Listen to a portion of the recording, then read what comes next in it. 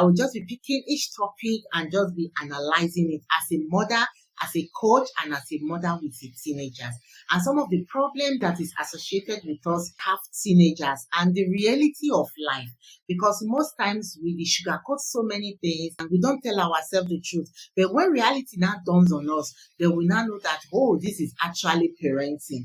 And this is where you need to actually stand and start talking and need advice, guidance, whether you've actually lost it, whether you are doing the right parenting, what are the things that will make your child become somebody better in the future. Where I'll be talking about different random things on this video. So please, if you've come across this video, that is the reason why you must watch to the end, because one of it might concern you. Yes, it will concern you, you that is looking at this video. So let's dive into it. First and foremost, when we give birth to children, all of us are always happy.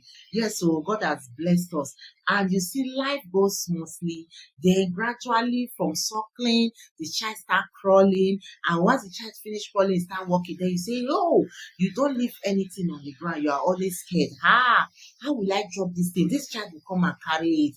And then, especially when you now have one child, as at that time, so you want to pamper that child. We are all guilty of this one. You want to pamper that child. Nobody talks to that child.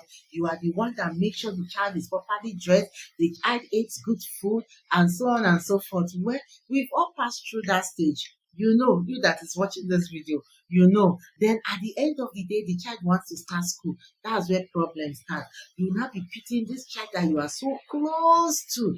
How will you do this child? How will the child cope? Will the teacher be able to handle the child the way you'll be handling this child in the house? These are some of the worries we have as new parents. Then the child start going to school. Then you'll be the first person to go and carry your child. Now, once teachers for school, they know, say, this one are new parent. Because you'll be the first to go and carry the child because you are always pitying the child. Then, as God will have is the second child come. Now, all the attention is being drawn to the newborn baby. So now you don't have time for the first one. And when the child misbehave, you just say, okay, you go to school, go hang there first. Because me, I not fit deal with your own. But remember when you used to say, oh, you don't know whether the teacher handles the child very well. But now it no longer concern you whether teacher handle or you know, and so far you not beat the pikin, let the child go. And that is how life continues. And now the child is now growing, now entering crèche. All the children, they've now entered crèche. You see that child, you've always run to go to school to go and carry. Now you are the one telling the teacher, when will they close? 3:30? Don't worry, I will come 4:30 to come and pick them. Because now you are not still thinking about yourself. I need to rest. I need to do one or two things before these children come back from school. Because by the time they come back, it's a different ballgame entirely. This is us parents now. So because of how you leave them in school, let them be there, pack enough snacks and everything, give them, tell the teachers, make them they play for playground first before they come. This is us and it is normal. And if you are a new parent, you are here, you are watching, this is just a normal random thing that happens. After that, the children begins to grow, then rebellion starts. You now see the ones that know how to throw tantrum. They are perfect in it. The one that can blackmail you emotionally. That is where, and you're wondering what blackmailing emotionally is. I will give you a typical example. You see, when a child wants something and the child, you are telling the child no, the child will scream. I will be telling you that if you don't give me today, I will turn this house upside down. That is emotional blackmail. And one of the things children use in blackmailing parents is tears. And because we are mothers, sometimes that bond, you find out that you now have that soft heart for the child, and you tend to give the child what the child needs. That is error number one that a lot of us parents make while we are bringing up our child. If we have known that these children were blackmailing us, I believe we will not be doing everything what they ask us to do. Some of us are actually puppets when it comes to our children. Mommy, I want sweet, and it must be sweet. They will give. Mommy, I want shawarma, and it must be shawarma. They will give. Mommy, I want this, it must be. And because you are an emotional being and you don't want the child to shout because not only you born pikin now, then you start giving. And sometimes you say, well, now my money, now my pikin, now papa they buy and so make it a chop. But is that actually the right way to go? No, no, no, it is not the right way. And I give kudos to parents that at this stage they are able to humble their children. You find out that a child that is being brought up well within this level will grow up to the next level without giving the parents stress. But you see those ones that use emotions to blackmail us and at the end of the day enter the next level. They've grown papa, they've grown thick skin towards it, and the next one will not be now they are not getting to preteen. No, that is when you talk and they will ask you question back. You will not be wondering. Where the small pikin will be say, when it's time to go and sleep, and I'll say, please go and sleep. Where is that child? That child has that face, they fade. The child, that face is also fading with those character. Now, when you tell the child, go and sleep, the pikin will tell you, mommy, why? I am not sleepy. When I'm sleepy, I will go and sleep. And you'll be wondering, now me born this one. No, now you actually born and nobody exchanged that pikin from you. Because the child is not understanding things. The child is not seeing the way people are doing things. And you cannot just tell the child anything you want that the child will obey. Now they will not have this rebellious spirit. Yes, it's rebellion. Because you have to now start choosing words. You need to now start knowing what you are telling the child. If not, you will answer question. You know there is a stage children will get to. They will start asking you, mommy, what is this? Mommy, somebody said this. What does it mean?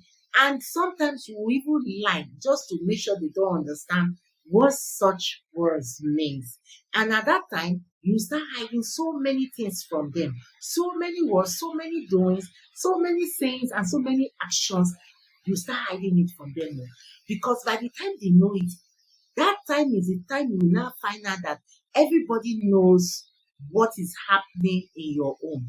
And that is the time you feel you are safe. Your child teacher know wetin una dey ask for house. He know everything. So that is why sometimes I tell people to appreciate their children teachers. Because the thing when they enter their ear, when they zip their mouth, it's too big. It's very, very big. Because at the end of the day, all the quarrel, all the shout, all the winning, all the waka and everything, when they display for that pikin presence, teacher, now they will go report the matter to. And you hear, Auntie, do you know my mommy and daddy? Auntie, do you know my this one and this one? And the auntie will say, really? And teachers, abeg, make una no dey encourage gossip with una pupils, abeg. It's not helping us in the house. Well, let's leave that face. Like I said, I'm just going to be talking and one or two things that we actually know is happening in our homes. So let's dive into another one. Now they've grown up, they've gotten to the teen age.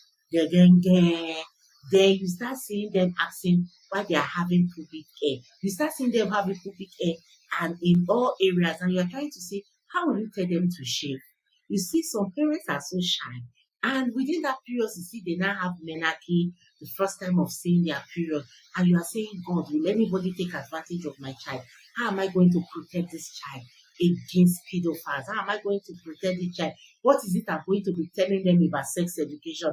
And because you, the parents, you are also shy. So what do you want to tell them? You don't even know. You start going to Google. You start going to ChatGPT.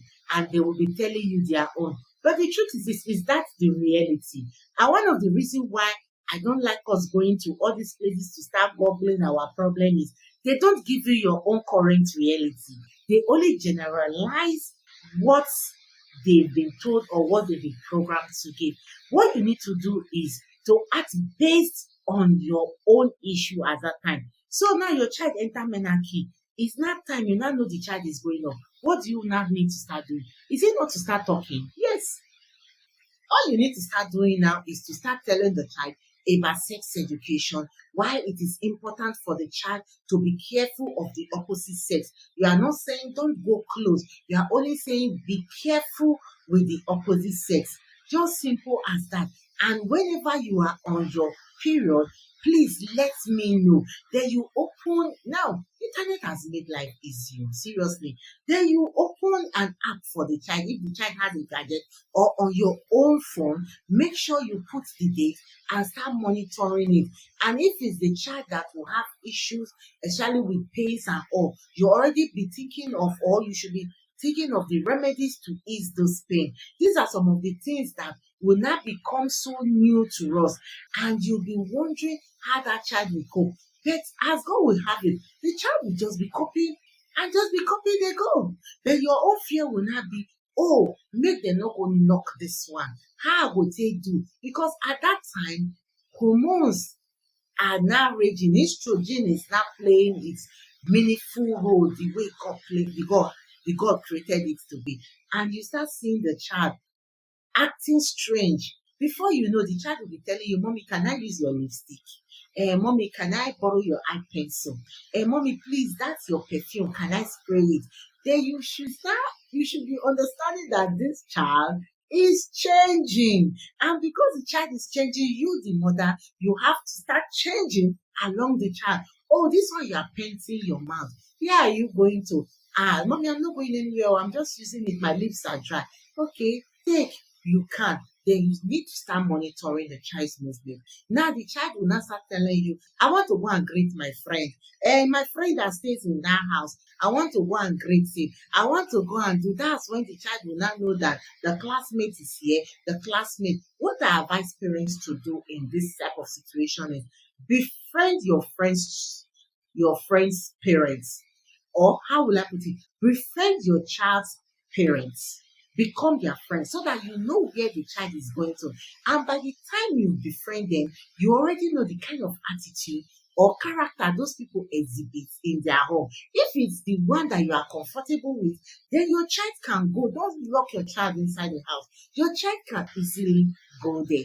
But if it's the one you are not comfortable with the character, you've noticed that there are shady things that is happening there.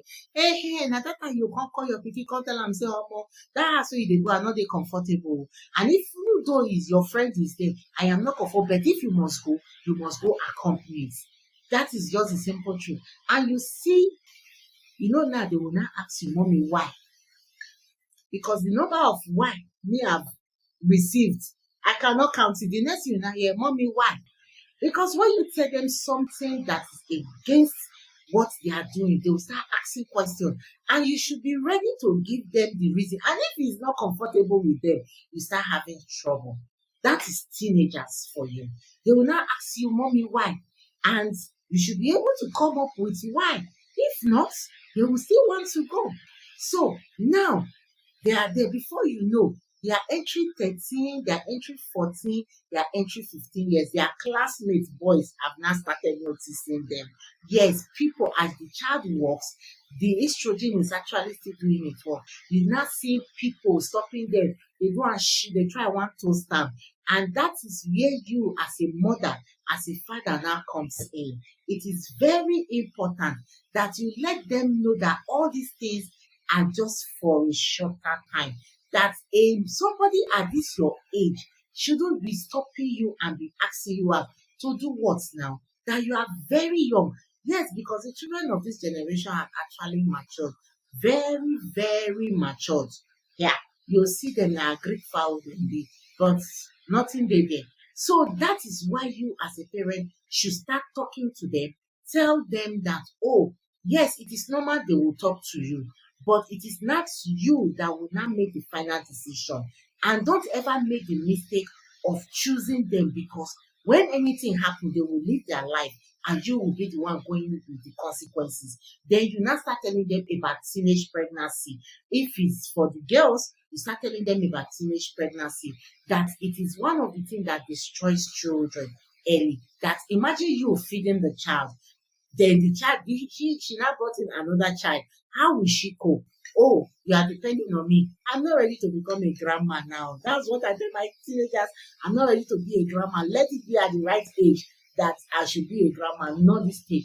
And at the same time, there are effects with teenage pregnancy. Not all of them are successful. We have VVF and so on and so forth. The effect and also the image that will be tarnished with the society. These are some of the things you need to start telling them. And if you see children or teenagers that are being knocked out at teenage age, it's because the parents never raised sex education for them. And because they know nothing, people just take advantage of them. And the next thing you hear, they are pregnant. Well, trust my African mothers, they know how to do that one. But it is better, prevention is better than cure. I don't know whether I should have a part 2 about this, but if you come across this video and you want me to do a part 2, please drop it because it's getting longer.